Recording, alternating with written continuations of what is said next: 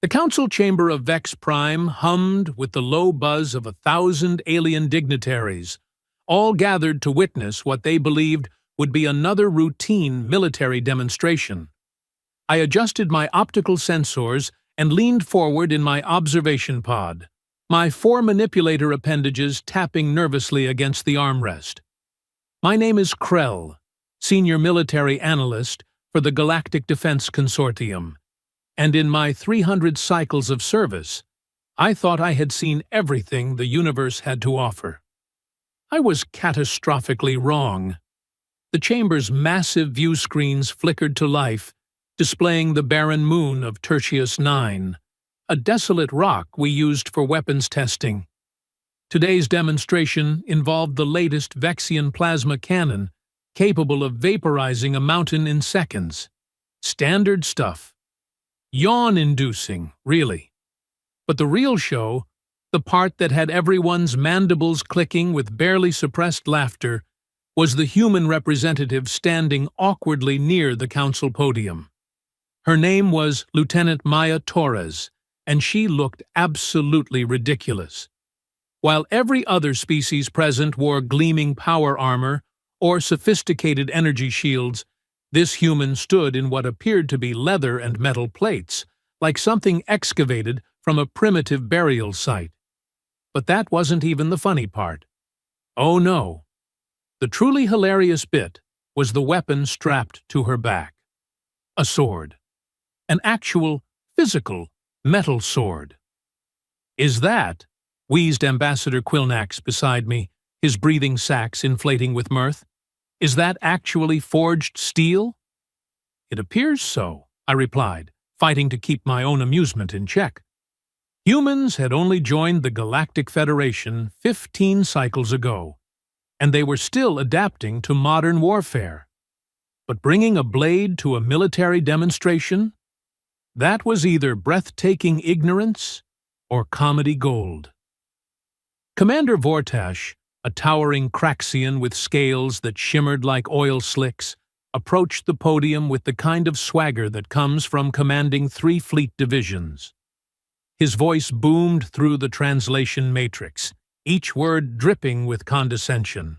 "Esteemed delegates, today we test not only Vexian technology, but also evaluate the contributions of our, shall we say, newer members."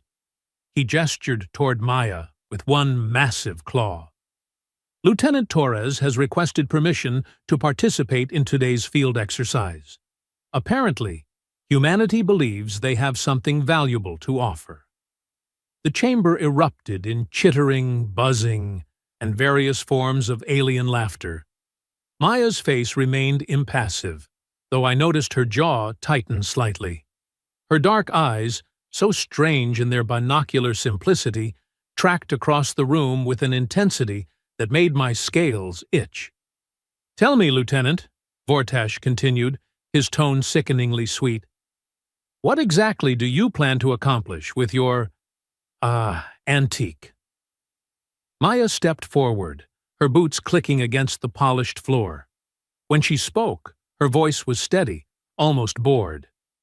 "I plan to complete the objective, Commander. Same as everyone else." "With a sword?" Vortash made a show of examining his data tablet. "A weapon that requires you to be within, 2 meters of your target? While the rest of us engage from kilometers away with directed energy weapons?" "Sometimes," Maya said slowly, as if explaining to a particularly dim child, "the old ways work just fine." The laughter intensified. Even I couldn't help the amused hiss that escaped my respiratory slits. This was going to be a disaster, and part of me almost felt sorry for the human. Almost. The mission parameters were simple enough.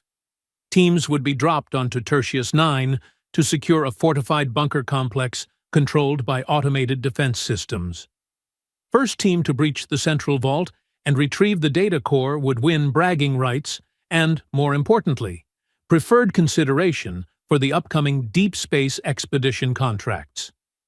Billions of credits were at stake, 6 teams prepared in the staging area. The Vexians brought their new powered exosuits, each one worth more than a small planet's GDP.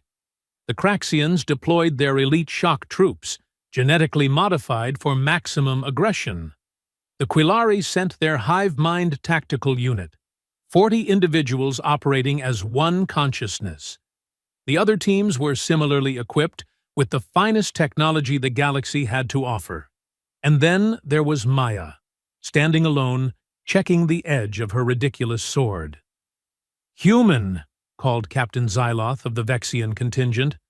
"Are you certain you don't want to borrow some proper equipment? I have a spare plasma rifle. It's only 3 models old, but it should work for someone of your, skill level." Maya looked up from her blade inspection and smiled. It wasn't a friendly smile. "I'm good, thanks. Wouldn't want to show you up with unfamiliar gear." The drop ships loaded up, and we observers settled in to watch the feeds. Multiple camera drones would track each team's progress. I pulled up Maya's personal feed on my primary screen, mostly because watching her inevitable failure would at least be entertaining. The ships descended through Tertius IX's thin atmosphere and deposited their teams at various entry points around the bunker complex. Immediately, the automated defenses activated. Turret guns swiveled, targeting lasers painted the rocky terrain, and combat drones swarmed from hidden launch bays. The Vexian team moved first, their exosuits absorbing the initial barrage of plasma fire as they advanced behind portable shield generators. Textbook assault tactics. Boring, but effective. The Craxians simply charged, their enhanced physiology allowing them to shrug off impacts that would vaporize lesser beings. The Quillari split into precise formations, each subunit covering the others with synchronized fire. Maya ran. Not toward cover, not toward a tactical position. She just ran straight at the nearest turret emplacement, her sword still sheathed on her back. Her body, weaving between energy blasts with movements that seemed more like instinct than training. "What is she doing?" Quillnax gasped. "That's suicide." "Maybe humans have a death wish as part of their culture," I suggested, unable to tear my eyes from the screen. "I've heard they engage in recreational activities that would kill most species." Maya closed the distance to the turret in seconds that felt like hours. Plasma bolts scorched the ground around her feet, superheated air creating visible distortion waves. Just when it seemed impossible for her to dodge another shot, she dropped into a slide, her body skimming beneath the turret's firing arc. In one fluid motion, she drew her sword. And that's when everything got weird. The blade began to glow. Not like a heated metal glow. Not like an energy field. This was something else entirely. A pulsing luminescence that seemed to shift between colors that shouldn't exist. Hues that made my optical sensors recalibrate repeatedly. The light spread from the sword's core, following patterns etched along its length. Patterns I suddenly realized weren't decorative. They were circuitry. Impossibly ancient circuitry. Maya swung the blade upward as she rose from her slide, and the weapon cut through the turret's armored housing like it was made of smoke. No resistance, no sparks. The turret simply split apart, its halves falling away as the glowing edge passed through. "Did you see that?" I demanded, my appendages gesticulating wildly. "Did anyone else see that?" The chamber had gone quiet. All eyes, optical sensors, and various other perception organs were locked on Maya's feed. She didn't stop. 2 combat drones swooped toward her, their weapons cycling up. Maya pivoted, her sword tracing an arc through the air, and that impossible light extended from the blade like a cutting plane. Both drones fell, cleanly bisected, their components scattering across the rocky ground. "What technology is that?" Vortash growled, his earlier smugness evaporating. Humans don't have access to molecular dissociation fields. That's not molecular dissociation, wheezed the Trilaxian science minister from somewhere in the back. The energy signature is all wrong. It's not reading as technology at all. Maya had reached the bunker's outer wall. The other teams were still 50 meters from their respective entry points, bogged down by defensive fire. She placed her palm against the reinforced duralloy barrier, and for a moment, nothing happened. Then she drew her sword back and thrust it forward. The blade sank into the wall like it was butter. She dragged it downward, then across, then up, carving a doorway through 6 inches of military-grade armor plating in less than 10 seconds. When she kicked the section, it fell inward with a resounding clang. "This is absurd," Vortash sputtered. "There must be some malfunction in the bunker's defenses. Perhaps the wall was already compromised." "Check the other team's feeds," I said, my voice distant even to my own ears. The Vexians were using shaped charges to breach their wall. The Craxians were pounding through with pneumatic rams. Everyone else was still working on getting past the outer defenses. Only Maya was already inside. The interior feeds showed her moving through corridors with purpose, her sword held low and ready. Security drones emerged from alcoves, and she dispatched them with cuts that seemed to defy physics. The blade passed through energy shields without triggering them, sliced through armor without generating heat signatures, and moved with a speed that suggested it weighed nothing despite its obvious solid construction. "She's heading for the central vault," I reported, tracking her progress on the tactical overlay. "At this rate, she'll reach it in 2 minutes." "Impossible," Vortash snapped. "The vault is behind 3 separate security checkpoints, each requiring either explosive breaching or advanced hacking protocols. She has neither." We watched as Maya approached the first checkpoint, a massive blast door controlled by a quantum-encrypted locking mechanism. She didn't even pause. The sword came up, and she drove it straight into the locking panel. The glow intensified, and I swear I saw the light spread through the door's internal mechanisms like living roots. The blast door shuddered, then groaned open. "That's not possible," whispered the Trilaxian minister. "Quantum encryption can't be bypassed by physical force." The second checkpoint featured a laser grid, invisible death waiting for anyone foolish enough to pass through. Maya held her sword horizontally and spun it slowly in front of her. The glow expanded, forming a shield of that impossible light, and she walked straight through. The lasers bent around her, or maybe through her. The camera feeds couldn't seem to decide. The third checkpoint was a kill corridor, automated turrets covering every centimeter of space with overlapping fire. There was no way through. No species in the galaxy could survive that gauntlet without heavy shields or teleportation technology. Maya sheathed her sword. "What is she doing now?" Quilnax asked. She closed her eyes, placed both hands on the sword's hilt while it rested on her back, and took a deep breath. The glow didn't diminish. If anything, it grew brighter, spreading from the sword to her body, outlining her form in that reality-defying luminescence. Then she moved. I can't adequately describe what happened next. My optical sensors captured it, recorded every fraction of a second, but my brain refused to process it as something that actually occurred in normal space-time. Maya became a blur, a streak of light that traversed the kill corridor faster than the turrets could track. Energy bolts fired at empty air, hitting nothing but walls.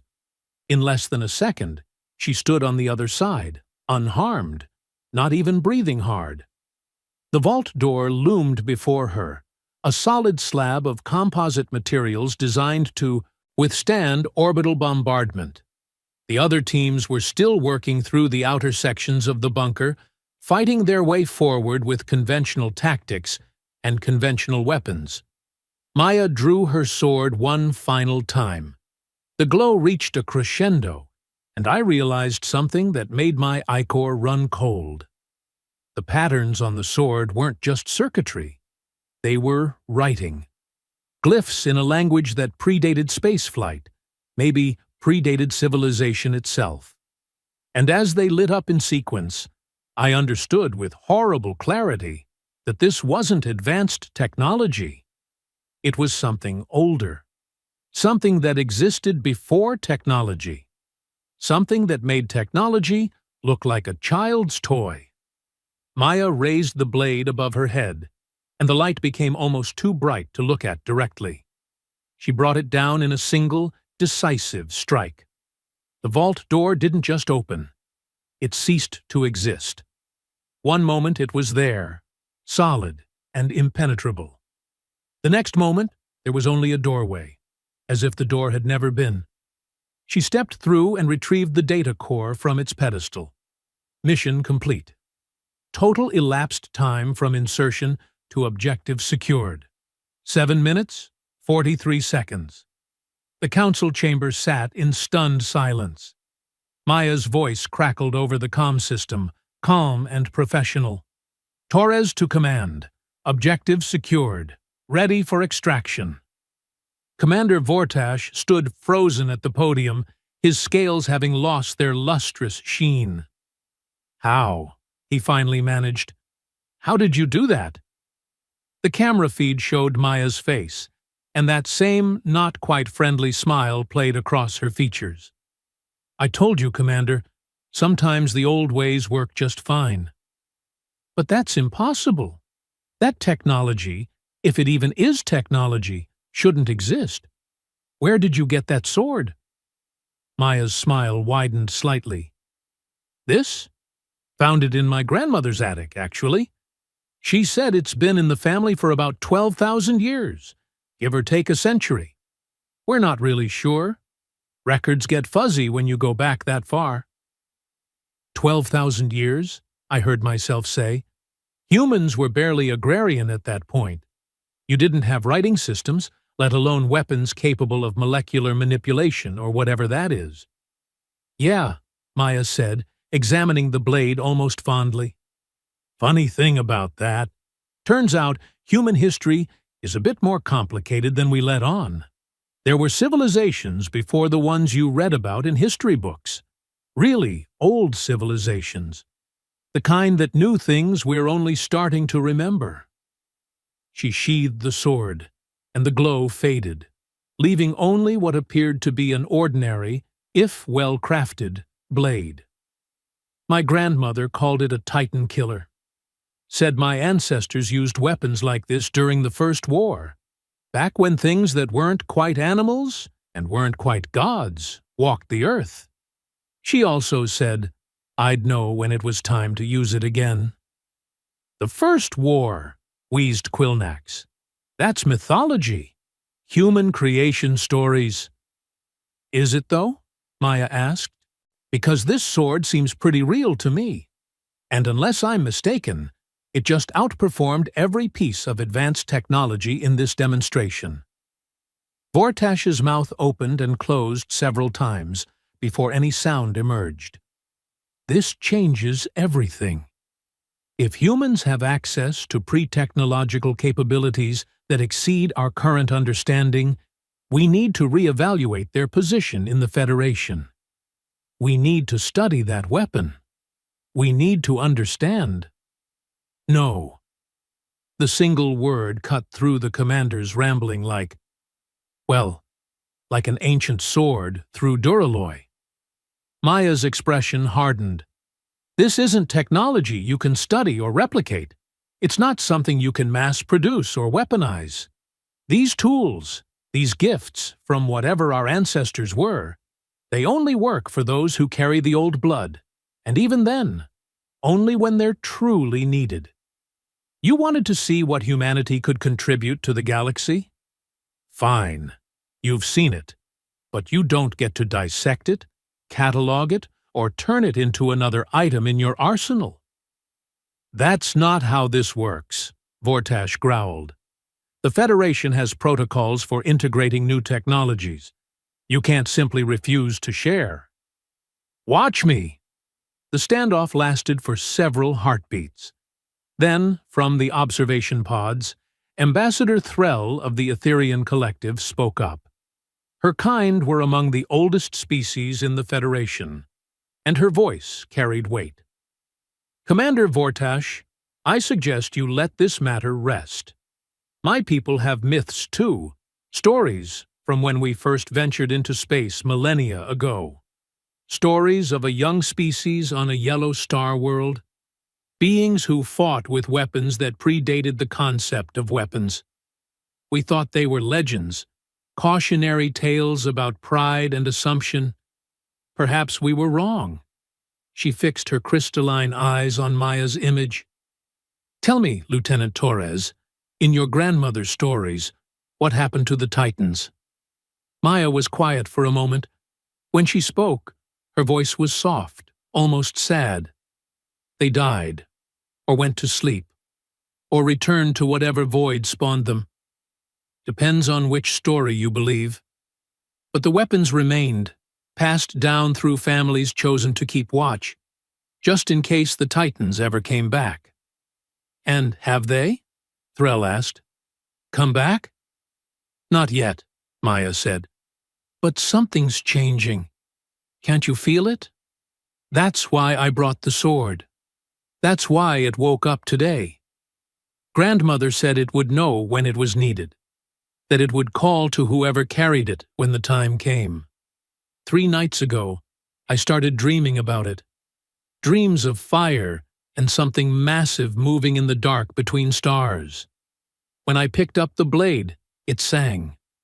First time in my life I've heard it make a sound." The chamber had gone from shocked silence to terrified silence.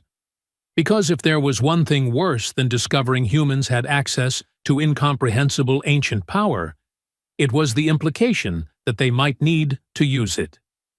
"What?" I found myself asking. "What did you see in the dreams? What's coming?" Maya turned to look directly at the camera, as if she could see through it to meet my eyes across the vastness of space. "Something old. Older than the Federation. Older than most species. Something that makes the ancient human weapons seem reasonable by comparison. And it's hungry." Before anyone could respond, the alert klaxons began to wail. The orbital sensors around Tertius 9 lit up like a festival display, except instead of celebration, they screamed warnings of spatial anomalies, gravity distortions, and energy readings that made absolutely no sense. Every screen in the council chamber flickered, then refocused on the external cameras pointed at the moon's surface. Something was tearing through reality itself. The tear started small, a puncture in space that bled darkness, but it expanded rapidly, spreading like a wound across the fabric of existence. And through that wound, something emerged. I have spent 3 centuries analyzing threats, categorizing dangers, and preparing defensive strategies. Nothing in my experience prepared me for what crawled through that rift. It was massive, easily the size of a capital ship. But it wasn't technological. Wasn't biological either. Not in any way our sciences could define. The thing had too many limbs, or maybe not enough. Shapes that hurt to perceive directly. Geometry that refused to stay consistent.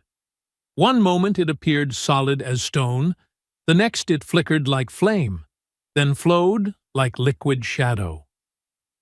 "Titan," Maya whispered, and even through the comm link I heard the reverence and terror in her voice. The creature, for lack of a better term, touched down on Tertius 9 with earth-shaking force. Where its appendages made contact, the rocky surface didn't just crack. It transformed, turning crystalline and then dissolving into vapor, as if the moon itself couldn't decide how to react to this impossibility. "All teams, "Evacuate immediately!" Vortash shouted, his earlier arrogance replaced by pure survival instinct. "Get to the dropships now!" The tactical feeds showed chaos. The Vexian team tried to maintain formation while retreating, but their sophisticated sensors were going haywire, unable to get consistent readings on the entity. The Craxians opened fire, their plasma weapons striking the Titan's bulk and achieving absolutely nothing. The energy simply vanished, absorbed or redirected, or maybe never reaching their target in the first place. The Quillari hive mind scattered, their unified consciousness fragmenting under the psychic pressure radiating from the creature. 40 individuals became 40 separate terrified beings, running in different directions. Only Maya stood still. "Lieutenant Torres, you need to move," I found myself saying, though she couldn't hear me. But she could hear Vortash, who was repeating the same order with increasing desperation. "Negative," Maya replied, her hand already on her sword's grip. "This is what I came here for. What the blade woke up for. Everyone else needs to leave now." "You can't fight that thing alone," Vortash protested. "I'm not alone. I have this." She drew the sword, and it blazed to life, that otherworldly glow now seeming like a small star against the darkness radiating from the Titan. "And I have 12,000 years of ancestors who learned how to kill these things. Trust me, Commander. I know what I'm doing." "This is insane," Quillnax breathed beside me. "She's going to die." "Maybe," I said slowly, unable to look away from the screen. "But look at her stance. Look at how she's moving. That's not fear. That's recognition." Maya advanced toward the Titan with measured steps, her sword held in a guard position I didn't recognize. The creature noticed her, and though it had nothing resembling conventional eyes, I felt its attention shift, focusing on this tiny human with her glowing blade. It roared. The sound wasn't audible through the vacuum of space, but every sensor in the observation fleet registered it. Not as sound waves, but as something else, a vibration that traveled through dimensions we didn't have names for. Hull plates buckled. Energy shields flickered. Several delegates in the council chamber collapsed, their sensory organs overwhelmed by the mere echo of that roar. Maya planted her feet and roared back. This time, the sound was audible, transmitted through her suit's external speakers. It was wordless, primal, a challenge that transcended language, and somehow, impossibly, the sword's glow intensified in response, pulsing in time with her voice. The Titan moved with speed that defied its size, one of its shifting appendages sweeping toward Maya like a falling mountain. She didn't dodge. She stepped forward and swung her blade upward. The collision should have obliterated her. Instead, her sword met that impossible limb and cut through. Not easily, not like the turrets and doors before. This took effort. I could see Maya straining, her entire body behind the strike, but the blade's edge met the Titan's substance and found purchase. The severed appendage fell away, dissolving into mist before it hit the ground. The Titan recoiled, and if a thing like that could express surprise, it did so now. It had expected an easy kill, a minor inconvenience to swat aside. Instead, it had found something that could hurt it. "Impossible," the Trilaxian minister gasped. "That entity exists partially outside normal space. Physical weapons shouldn't be able to touch it." "Her sword isn't exactly physical, though, is it?" Ambassador Threll observed. "Look at the energy readings. It's not generating power. It's translating it, channeling something from the wielder into a form that can affect targets across multiple dimensional layers. Whoever forged that weapon understood physics. We haven't even theorized yet." Maya pressed her advantage, moving in close where the Titan's massive bulk became a disadvantage. Her blade work was poetry, each strike precisely placed, cutting away at appendages and what might have been sensory organs. The Titan thrashed, its movements creating shockwaves that rippled across the moon's surface. But it was learning, adapting. Its form began to shift more rapidly, becoming less solid, harder to strike. One moment Maya's sword would cut deep, the next it would pass through empty space, where her target had been an instant before. The creature was testing her, figuring out the patterns of her attacks. "She's losing ground," Vortash noted, and he was right. Maya was being driven back, forced to defend rather than attack. The Titan's remaining appendages moved in coordinated strikes, forcing her to parry and dodge with increasing desperation. Then the creature did something I'll never forget.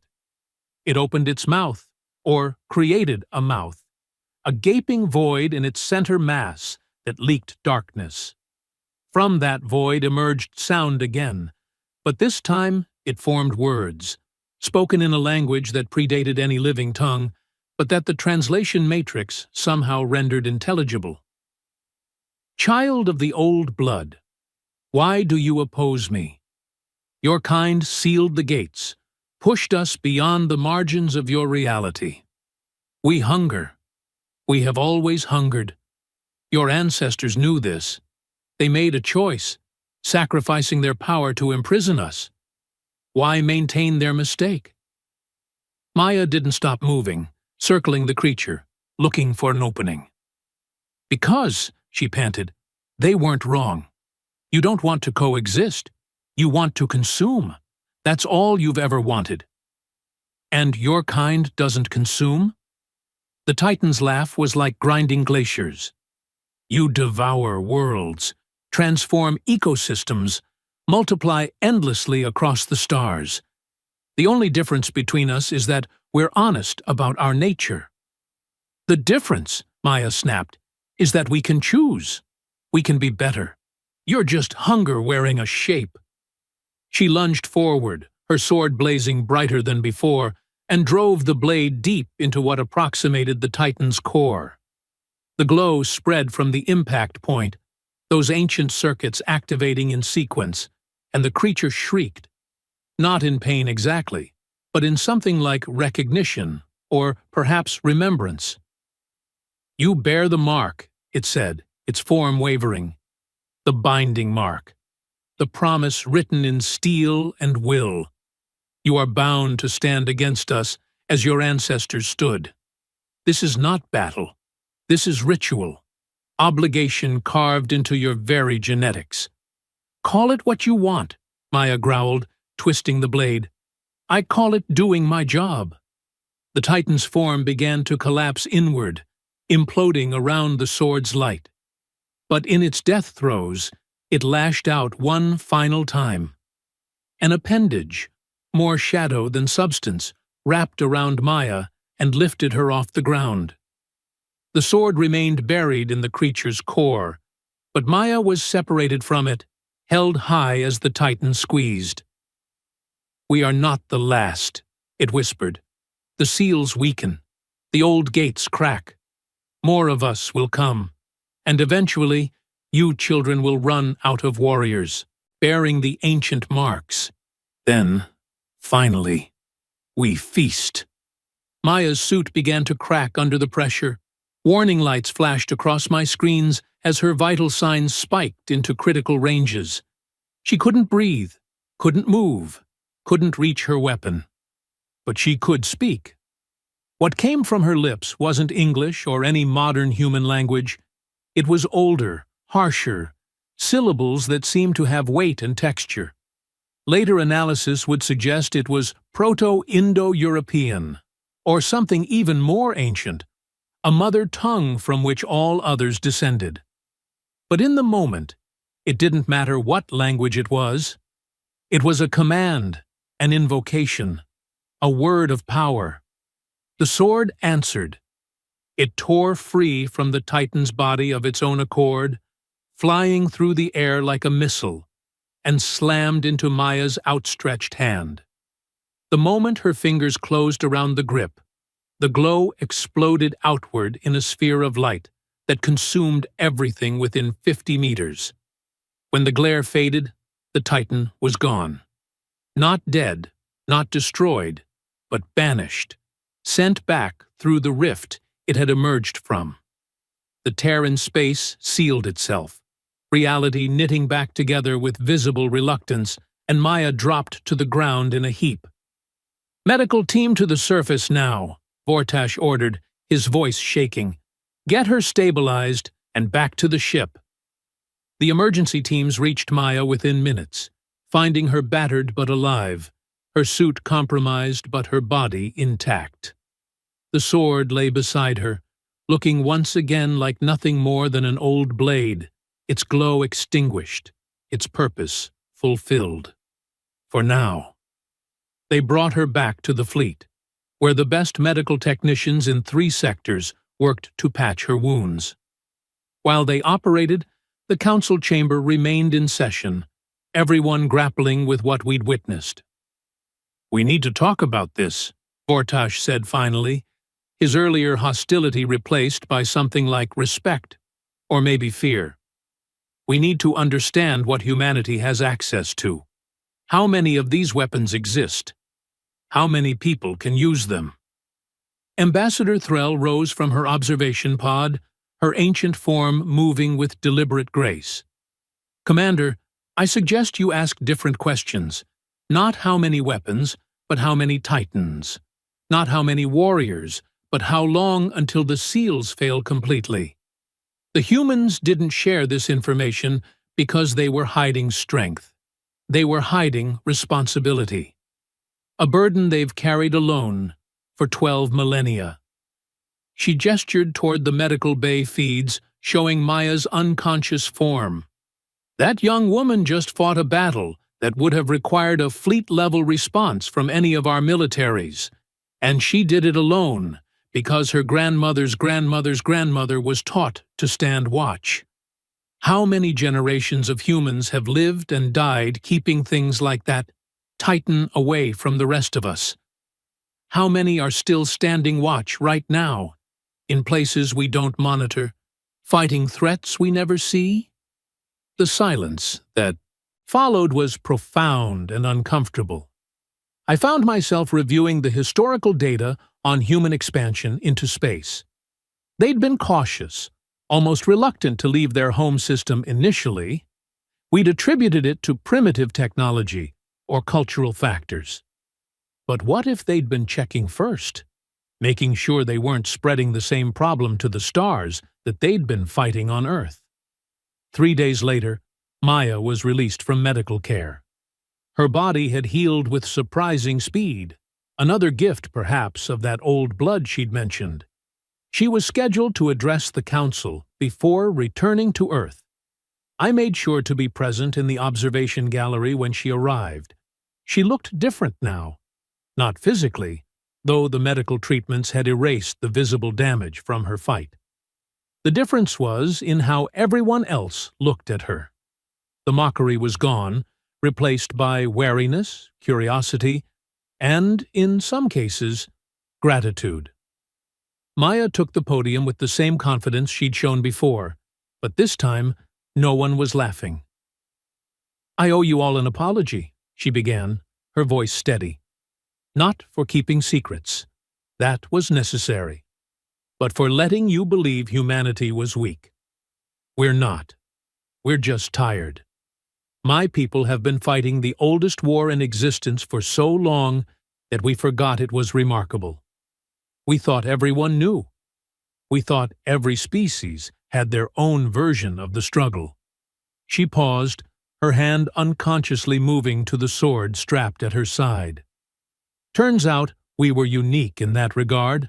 Lucky us. But what happened on Tertius 9 was a warning.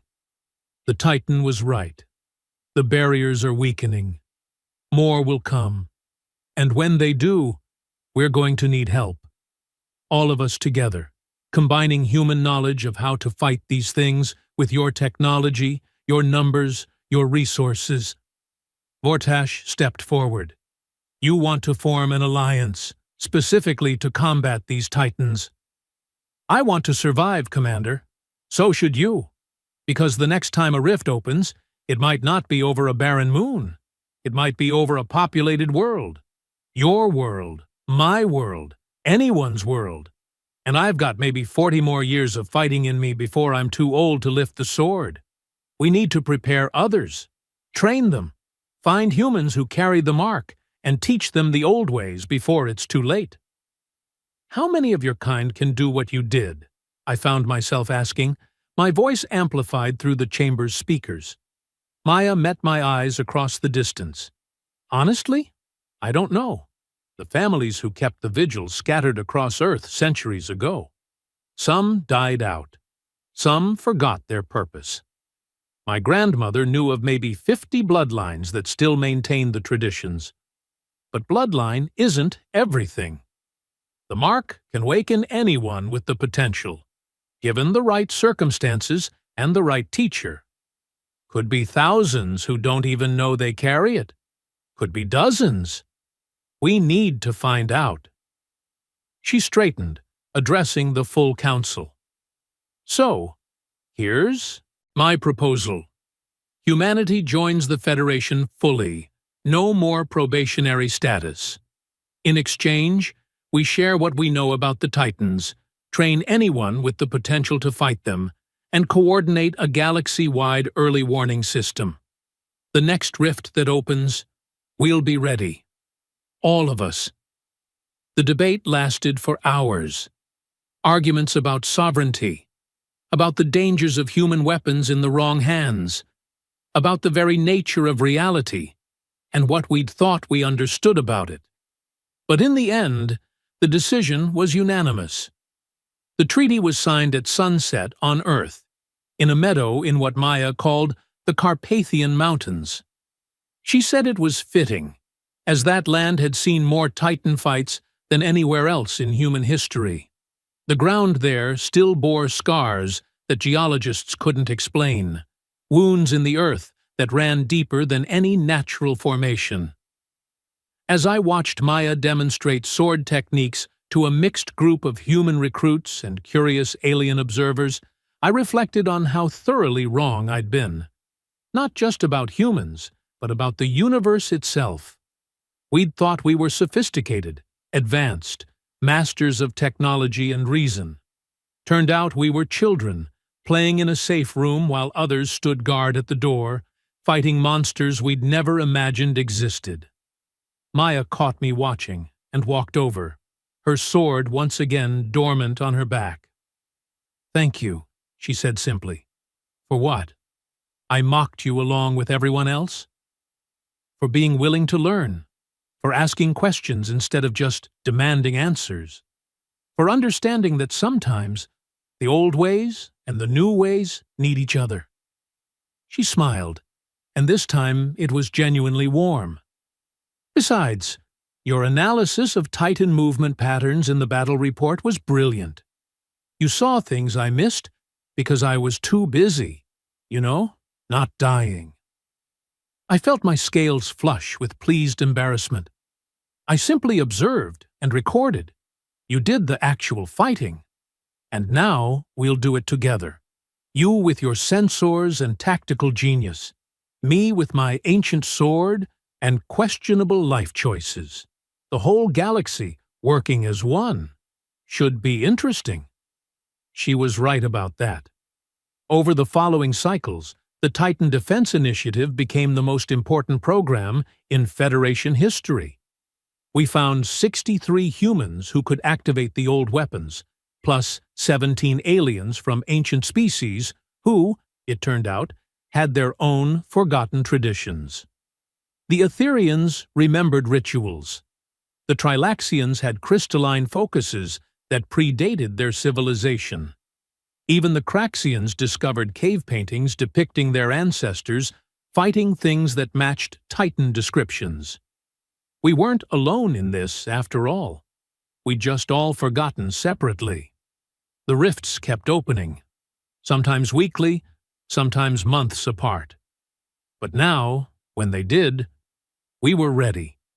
Teams of warriors bearing impossible weapons, backed by fleets with sensors tuned to detect dimensional tiers, supported by scientists working to understand and reinforce the ancient seals. And at the center of it all, Maya Torres, the human who'd been mocked for bringing a sword to a plasma fight, who'd proven that sometimes the most ridiculous solution is the only one that works. I still keep the recording from that first demonstration, the moment when everything changed. Sometimes, when I'm analyzing data or preparing reports, I play it back. Watch Maya stand alone before the council, endure their laughter, and prove them catastrophically wrong. It reminds me to never assume, never underestimate, never mock what I don't understand. Because somewhere in the universe, someone might just be standing guard with an ancient weapon, and the knowledge to use it, protecting everyone else from nightmares they can't even imagine. And that someone deserves respect, not ridicule. That someone might just save us all.